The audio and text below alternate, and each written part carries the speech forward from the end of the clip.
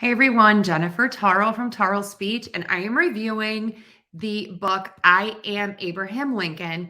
It is part of the Ordinary People Change the World series, and it's written by Brad Meltzer and illustrated by Christopher Eliopoulos.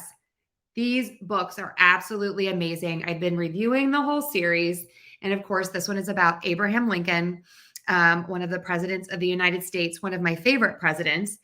And the books always start out with the person as a child. And in this book, we've read this a million times. It's a little tattered. But basically, Abraham Lincoln has to stand up against some bullies to defend something that cannot defend itself, a turtle. And that's how the story starts.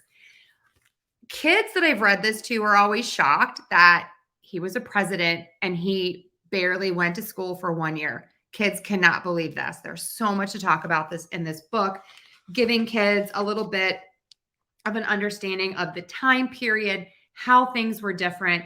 You can even talk about really difficult topics. This book talks about slavery and war, which is really difficult. A lot of kids have, just trouble even imagining that even happened.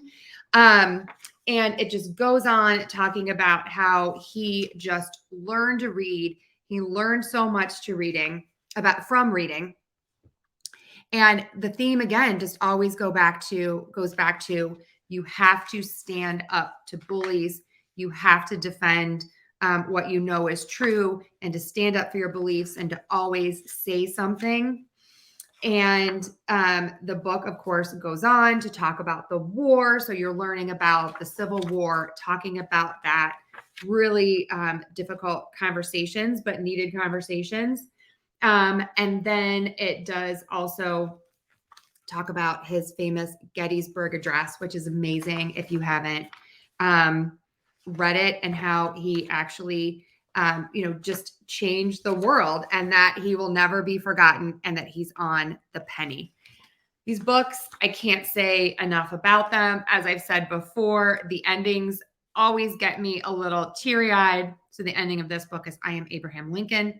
I will never stop fighting for what's right. And I hope you'll remember that when you speak your mind and speak for others, there's no more powerful way to be heard. I will always speak my mind and speak for others. Oh, go out and get yourself a copy of this book on Abraham Lincoln. You won't be disappointed. Enjoy and happy reading.